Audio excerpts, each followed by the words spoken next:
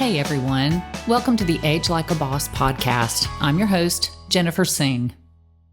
One of the most important aspects of our health is not just how much we weigh or how much extra energy we're carrying around on our body, but what we eat. Different types of foods have different responses and pathways that they activate inside of our body. So while it's true that when it comes to actual weight, energy balance or calories are still king. But when it comes to health or the inner terrain of your body, what you eat makes a huge difference. In today's video, I'm going to give you my 4 main reasons that I prescribe and adhere to a mostly plant-based diet. First, let me just define a little bit about the difference between a vegan diet and a plant-based diet. So a vegan diet is any diet that doesn't consume any animal products at all. Adherents of a vegan diet often have personal ethical reasons for adhering to this diet, but frequently also health reasons. A whole food plant-based diet allows a little more room for flexibility. It really can refer to any diet where the majority of your food and calories come from whole, unprocessed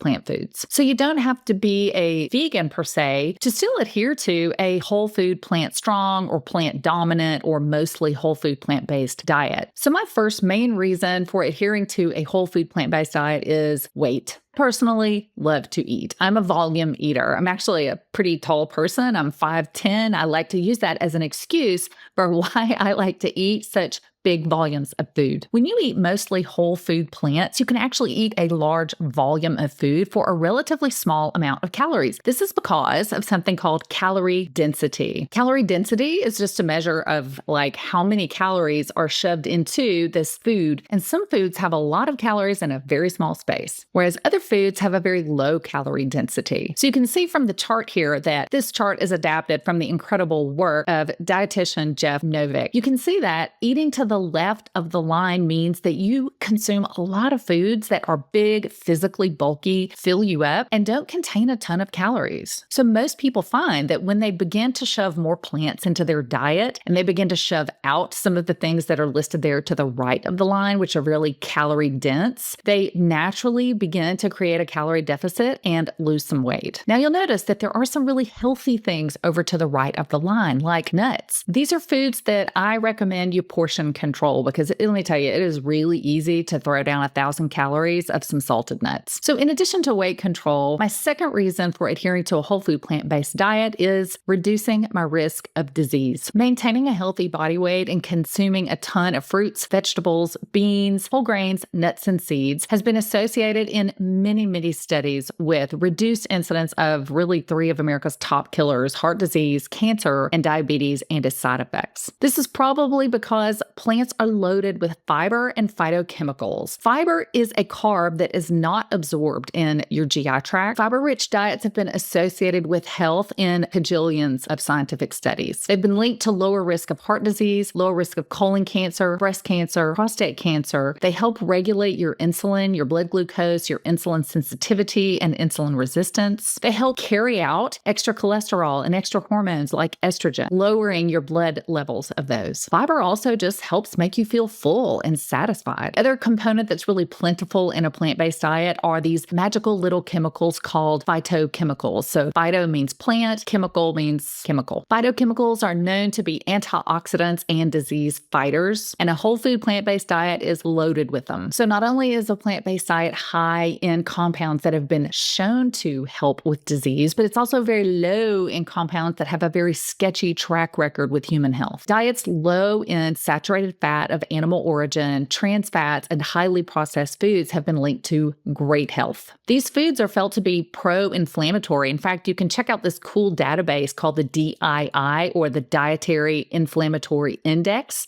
The link is down below in the comments. And you can see the dietary inflammatory score of a jillion foods. So plant-based diet is reducing my risk of overweight and obesity. It's helping regulate my insulin and my glucose, reducing my risk of certain cancers, specifically colon, breast, and prostate. Well, not me for prostate, but And for more ideas about prevention of breast cancer, check out my video on that. It's dramatically lowering my risk of heart disease, which is the #1 killer of Americans, and reduces my risk of stroke, Alzheimer's, and other cognitive diseases. And finally, the fourth reason that I adhere to a whole food plant-based diet is, this is a little embarrassing, vanity. There is some evidence that the anti-inflammatory and antioxidant compounds in a whole food plant-based diet actually slow the signs of aging in our skin. Plant-based diets are loaded with vitamins, specifically A, C, and E, which help maintain skin health, and clean up some of the oxidative damage that our skin goes through every day, which can result in more aging. A plant-based diet also eliminates a lot of carcinogens and gerontotoxins.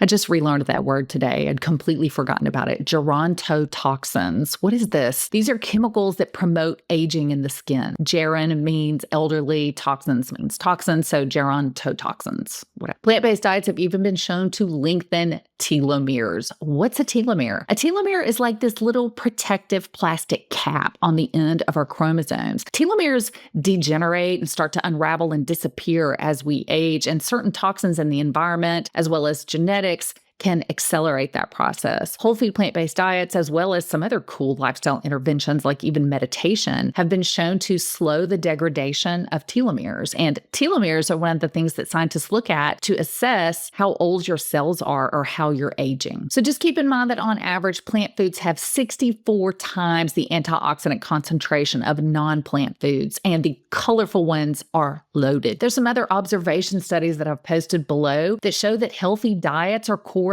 with younger looking complexions. So how do you even get started with a plant-based diet? If this sounds totally overwhelming to you, just take it one little bit at a time. Here's a great food prescription that one of my super smart doctor friends kind of made up and has had a great deal of success with. Think about this as your food prescription. 3 fruits a day of 3 different colors, 1 salad that has no meat, no cheese, and no creamy dressing, and 1 cup of beans. Any type will do. If you're interested in learning more about a nearly plant-based diet, another resource that I really like is the AICR, the American Institute of Cancer Research. They have this cool graphic called the New American Plate. And it just shows how traditionally so many of us grow up with a giant hunk of meat in the middle of a plate, right? Like we plan the whole meal around the meat. And I love this graphic because it just shows you how you can kind of shrink that and think of meat as a side dish as you're transitioning to a more whole food plant-based diet. So if you're still wondering what in the world do people eat on a plant-based diet, just drop that in the comments below. What do y'all eat? And I'll be making more videos about that, so stay tuned.